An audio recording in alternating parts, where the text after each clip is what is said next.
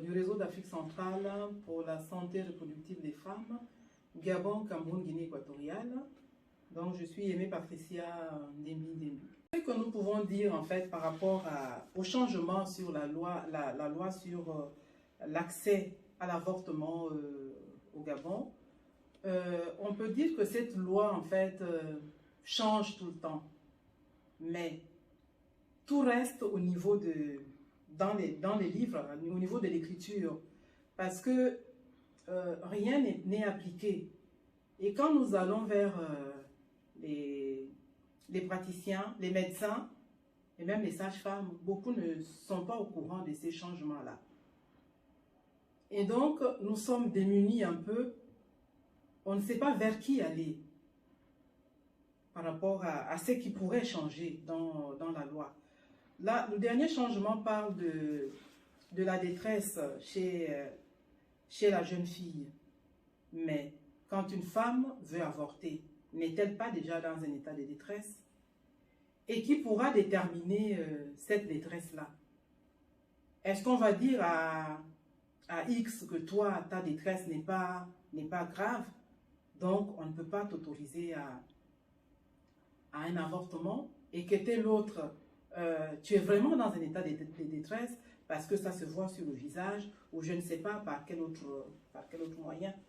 Donc, c'est vraiment déroutant, non seulement pour les associations qui luttent pour le bien-être de la femme, mais aussi pour les femmes elles-mêmes. Parce que déjà, la société condamne l'avortement, mais elle-même aussi, elle se condamne déjà elle-même.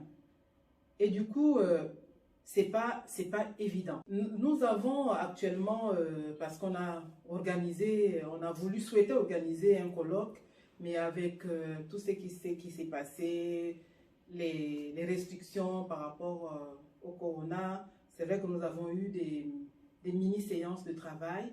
Et actuellement, nous avons notre livre qui va sortir sur les contributions de plus de 20 personnes, normalement du Gabon, du Cameroun et même du Mali, autour de cette question d'avortement.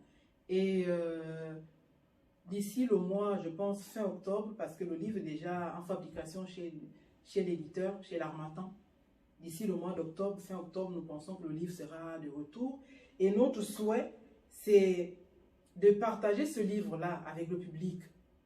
Donc déjà d'aller, nous souhaitons, avec l'équipe, le staff GCG, aller rencontrer le ministre de la Santé avec ce livre pour discuter des réalités du terrain qu'on a pu récolter à travers plusieurs histoires, récits de vie des femmes, et aussi des articles qu'on a publiés notamment sur le travail des sages-femmes.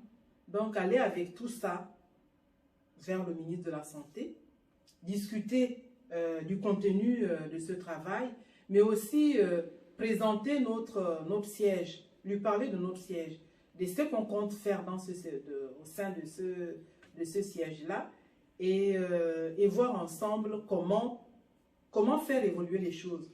Parce que le ministre actuel de la Santé, est très ouvert par rapport à toutes ces questions-là.